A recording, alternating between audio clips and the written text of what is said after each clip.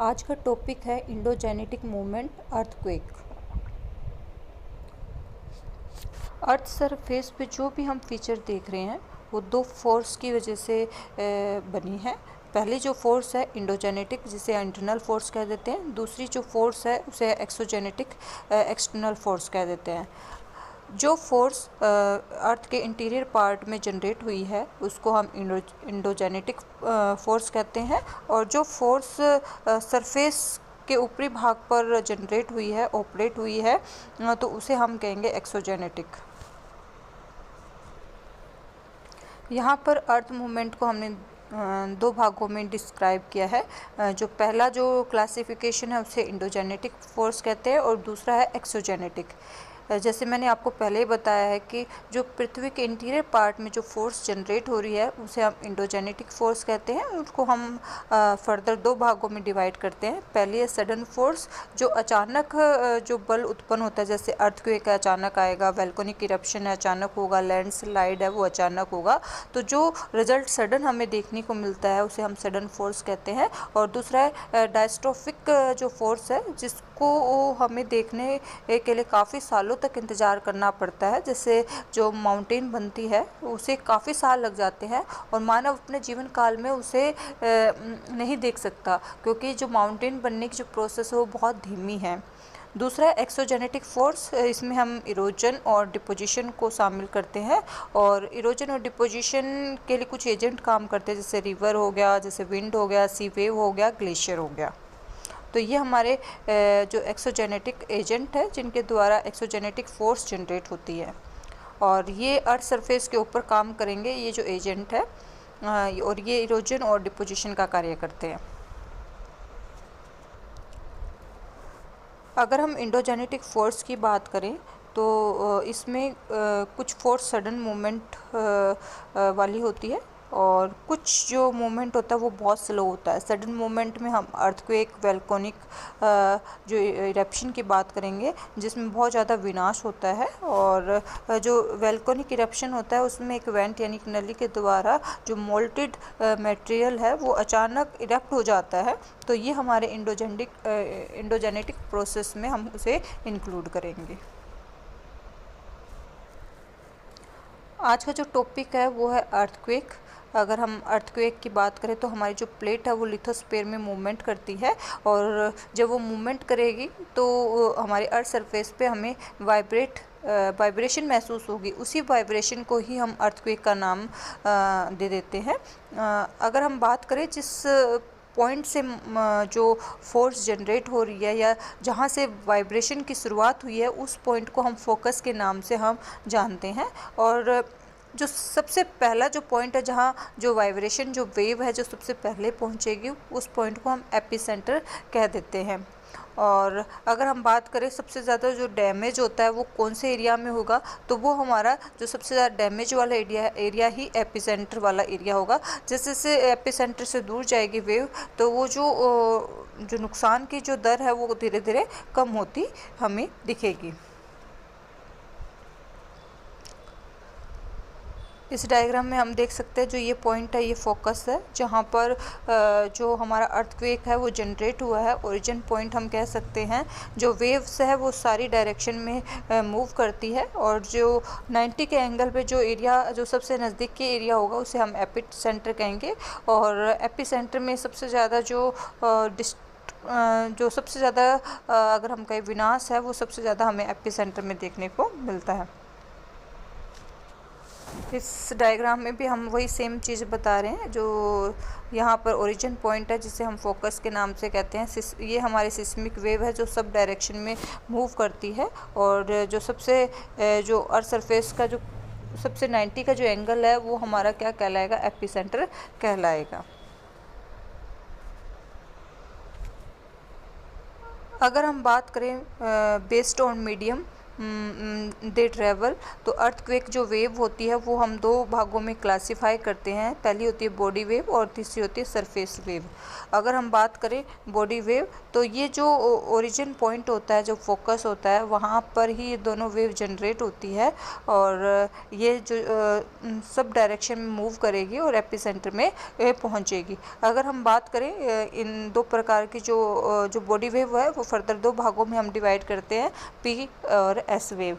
जो पी और S wave जो वेव है वो सरफेस की जो रॉक्स है उनके साथ इंटरेक्ट करती है और एक अलग प्रकार की वेव जनरेट होती है, उसे हम सरफेस वेव के नाम से जानते हैं। और सबसे ज़्यादा जो विनाश होता है वो हमारा इन्हीं वेव से होता है। जो पहली वेव है उसे हम पी वेव, प्राइमरी वेव कहेंगे। अगर हम बात करें सबसे स्पीड, अगर हम बात करें कौन सी वेव सबसे स्पीड से चलती है, तो हमारी प्राइमरी वेव है, जिसकी वजह से ही उन्हें हम प्राइमरी वेव कहते हैं। और हमारे सिस्मोग्राफ में सबसे पहले यही रिकॉर्ड होती है। पी वेव को हम और किन नामों से जानते हैं? लॉन्गिट्यूडनल वेव के नाम से जानते हैं, कंप्रेशनल वेव के नाम से जानते हैं और प्रेशर वेव के नाम से हम जानते हैं। अगर हम बात करें पी वेव, जो डेंसिटी के अकॉर्डिंग इसकी जो वेलोसिटी है, इसका जो बिहेवियर है वो हमें अलग अलग देखने को मिलता है। तो जो हम इसको फर्दर हम आगे डिस्क्राइब करेंगे।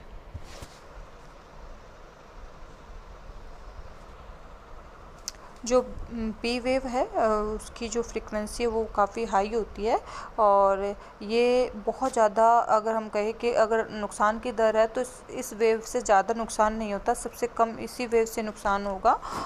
अगर हम बात करें जो वेव है वो जब वाइब्रेशन होती है तो कणों की जो डायरेक्शन है वो कैसी होगी? जो कण है वो ऊपर नीचे यानी अप डाउन डायरेक्शन में मूव करते हैं।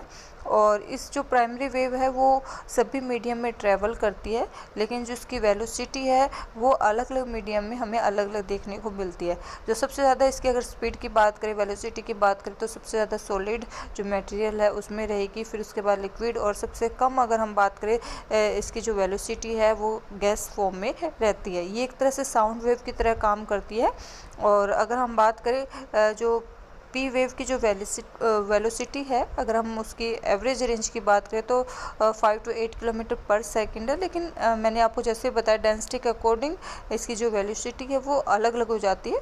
अगर हम बात करें क्रस्ट वाला जो पार्ट है वहाँ पर इसकी जो वेलोसिटी है वो 6 किलोमीटर पर सेकंड रहती है। अगर हम लोअर मेंटल की बात करें तो 13.5 किलोमीटर पर सेकंड रहेगी, और अगर इनर कोर की बात करें तो 11 किलोमीटर पर सेकंड इसकी वेलोसिटी रहेगी।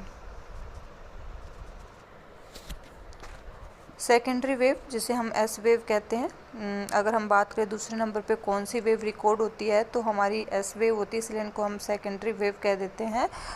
इन्हें हम ट्रांसवर्स वेव, शेयर वेव भी के नाम से हम जानते हैं। और ये जो वेव है वो सिर्फ सॉलिड पार्ट में ही ट्रैवल करेगी। और जो है पी वेव के बाद हमें एस वेव हमें देखने को मिलती है। अगर हम बात करें कि कितना नुकसान पहुंचाती है तो कंपेयर करें पी वेव से, तो पी वेव से ज़्यादा नुकसान पहुंचाएगी। और इसमें जो कणों की जो मूवमेंट होती है वो साइड टू साइड यानी हॉरिजॉन्टल रहेगी। और ये सिर्फ हमें जो सॉलिड पोर्शन है वहीं ट्रैवल करती है। जैसे ही लिक्विड या गैसेस फॉर्म आता है ये डिसअपेयर हो जाती है। अगर हम बात करें इसकी वेलोसिटी की तो वो अलग अलग है, डेंसिटी के अकॉर्डिंग इसकी वेलोसिटी भी अलग अलग रहेगी। और मैं आपको बता देती हूँ दोबारा कि जो एस वेव है सिर्फ सॉलिड पार्ट में ही ट्रैवल करेगी। जैसे ही लिक्विड फॉर्म या गैसेस फॉर्म में आएगा वैसे ही ये डिसअपेयर हो जाती है। फिर आता है सरफेस वेव, जिसे हम एल वेव के नाम से भी जानते हैं। जो बॉडी वेव है, बॉडी वेव में हम कौन सी वेव काउंट करते हैं? पी और एस वेव। जब बॉडी वेव सरफेस रॉक के साथ इंटरेक्ट करती है तो एक नई वेव जनरेट होती है, उसी को ही हम surface wave, long wave, L wave के नाम से हम जानते हैं। और ये सिर्फ सरफेस एरिया में ही मूव करेगी। अगर हम बात करें इस वेव की जो वेवलेंथ है वो काफ़ी लंबी होती है, इसलिए इसको हम लॉन्ग वेवलेंथ वाली वेव भी कह देते हैं। और अगर हम बात करें ये जो सरफेस वेव है वो एपिसेंटर के नज़दीक ही डेवलप होती है। और अगर हम बात करें सबसे ज़्यादा जो नुकसान है वो सरफेस वेव से ही होता है। और जैसे जैसे वो दूर जाएगी वैसे वैसे क्या है, नुकसान की जो दर है वो हमें कम देखने को मिलेगी। जो टाइम है पी एस और एल वेव का, सबसे पहले प्राइमरी वेव में सिस्मोग्राफ में रिकॉर्ड होती है, फिर हमारी एस वेव रिकॉर्ड होगी और लास्ट में एल वेव है। अगर हम बात करें जो सबसे ज़्यादा विनाशकारी होती है वो हमारी सरफेस वेव होती है, और सबसे कम जो डिस्ट्रक्शन होता है वो हमारा पी वेव से होता है। ये हमारे दो डायग्राम है। ये जो पॉइंट है ये हमारा फोकस है जहाँ पर पी और एस वेव मूव करती है, यानी इस यहाँ से जनरेट होकर सभी डायरेक्शन में जाएगी। अगर हम बात करें अपोजिट डायरेक्शन में सिर्फ हमारी पी वेव ही रिकॉर्ड होती है। और अगर हम बात करें जो मैंने आपको बताया वेलोसिटी और जो बिहेवियर है इन वेव्स का, वो डेंसिटी के अकॉर्डिंग चेंज होता रहता है। इनमें काफ़ी जो जैसे जैसे डेंसिटी चेंज हो जाएगी वैसे ही इनकी जो ये थोड़ा सा इनकी दिशा में परिवर्तन हमें देखने को मिलता है। जो पी वेव है वो 105 से 145 डिग्री पर रिकॉर्ड नहीं होती। और जो दूसरा डायग्राम है ये एस वेव का है। इसमें जो एस वेव है सिर्फ 105 डिग्री तक ही जो है ट्रैवल करती है, उसके बाद हमें एस वेव रिकॉर्ड नहीं होती।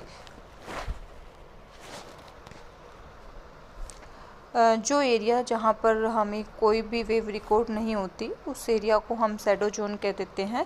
और जो शैडो जोन है वो हमारा 105 डिग्री से 145 डिग्री के बीच में रहता है। अगर हम बात करें 105 डिग्री तक, सिर्फ अगर हम बात करें एस वेव की तो 105 डिग्री तक ही हमें सिस्मोग्राफ में रिकॉर्ड होती है। और पी वेव की अगर बात करें तो 105 से 145 डिग्री पर हमें वेव नहीं दिखती। तो इस जो एरिया को ही हम क्या कह देते हैं, हम शैडो जोन के नाम से जानते हैं।